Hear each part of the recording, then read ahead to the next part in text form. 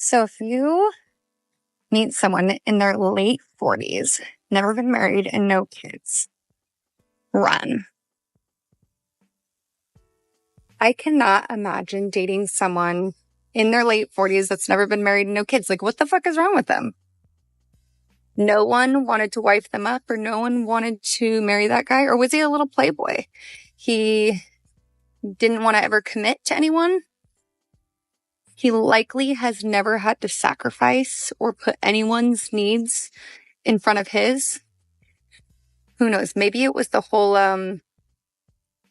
his career came first. He had to move so many times. There's always so many fun excuses. But never would I ever, if I was a guy, I would think this as well. Want to be in a relationship with someone that's in their late 40s, or heaven forbid, older, that's never been married and no kids.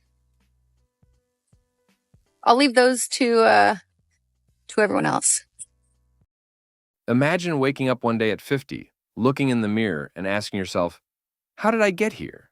Why am I alone? It's a question many women in their 50s ask themselves after decades of hard work, focus on others, and letting their own needs slip through the cracks. But what if I told you that this moment is the moment you could be trying to avoid right now? Today, we're diving into a story of instant regret, fear, and a powerful lesson about life's most important decisions. Stick around. This isn't just about turning 50. It's about everything leading up to that day and everything that happens after. Ready? Let's go. The wake-up call. You're living your life, doing your thing, putting one foot in front of the other, until one day it hits you. You're 50, and it's like the weight of the years hits your chest all at once. I thought I had more time, is what so many women in this position say. But here's the truth. Time is never on our side, and it doesn't wait for us to catch up. When we reach a milestone like 50, it's easy to get trapped in the narrative of, I have time, or I'm too busy. Work, relationships, family. There's always something to keep us occupied. But there's one thing that's inevitable: the regret of waiting too long to prioritize our own needs. It's a fear that only increases with age. What if I'm alone forever? It hits especially hard when you realize that the younger years, the years you spent chasing after everything else, are gone. You look back and think, if only I had focused on what truly matters.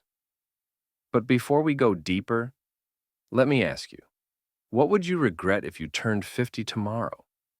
Let that sit for a second, because that's exactly what we're about to uncover. Let's talk about why that feeling of regret isn't just a fear, but a reality for many women in their 50s.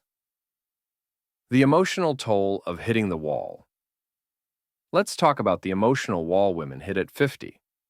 We all know about the infamous wall that people talk about when it comes to relationships, especially for women. It's not just about appearance. It's not just about dating or love. It's about something deeper. The moment you realize you've been focused so much on other people that you forgot to focus on your own happiness. Many women get to this stage and face a harsh reality. Relationships may have come and gone. Family dynamics may have shifted. Friends may have drifted. And suddenly, it feels like the world is a little quieter, a little lonelier. The emotional toll is staggering. The fear of being alone forever hits harder than ever before. You see others around you living their lives, their own families, their partnerships, and then it strikes, the pang of regret, the sadness, the overwhelming what-if thoughts. What if I had been more intentional with my time?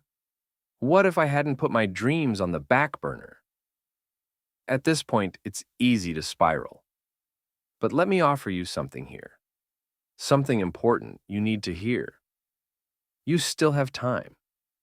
You might not have the luxury of endless years, but you still have the power to reshape your future. You still have the ability to choose how you want the next chapter of your life to look. And here's where it gets tough. Facing these fears head on is the only way to truly overcome them. If you choose to ignore them, you're only letting them grow. But if you confront them with purpose, that's when your transformation can begin, turning regret into empowerment. So let's get to the part that matters most. What can you do now? Let's be real. Turning 50 is an opportunity, not a punishment. It's a chance to rewrite your story. But it requires a shift in mindset. You have to realize that you are not defined by where you've been, but by where you choose to go from here. This is where things get exciting. I know it sounds crazy, but the very thing that seems like a setback, being 50 and feeling alone, is the exact thing that can push you into a new level of personal growth. This could be the moment you've been waiting for without even realizing it. You're at a point where the stakes are higher. This is your opportunity to take everything you've learned, all of your experiences, and channel them into something better. You can build a life that's not just about surviving, but thriving, starting with dating. Yes, dating. Now, I know what you might be thinking. Dating at 50? Isn't it too late for me? Let me tell you, it's never too late. But you have to be strategic, be open. But most importantly, be intentional about it. Cliffhanger transition.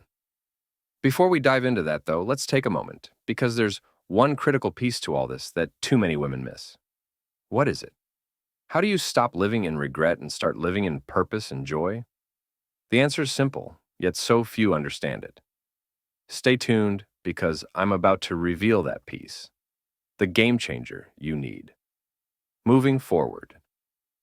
If you're ready to stop living in fear of turning 50 alone, and you want the best advice on how to take control of your dating life at any age, click the link at the end of this video to check out my next video on dating advice. But here's the thing. Don't let this moment pass you by. The journey to peace and happiness starts with one intentional decision. Make it today. A guy that I have been dating just broke up with me, and he's sad about it. And talking about things is healing for me. If you haven't watched my other videos, he was a guy that I knew from high school, and I didn't meet on a dating app or anything. He reached out to me and asked me on a date, and it was just supposed to be to catch up and have a good time, no expectations. And that's exactly what happened. We had a great time. He ended up asking me on a second date, and we were having conversations about what our non-negotiables were. And one of his non-negotiables was that he didn't want to have to compete with other men for my time. So I deleted Tinder and deleted my Snapchat. And he treated me so well. It was so thoughtful. And that wraps up today's episode of Manosphere Daily. If you enjoyed the content, give it a like. Be sure to subscribe and hit the notification bell so you're notified as soon as a new video is out. Share your thoughts in the comments below. See you all tomorrow.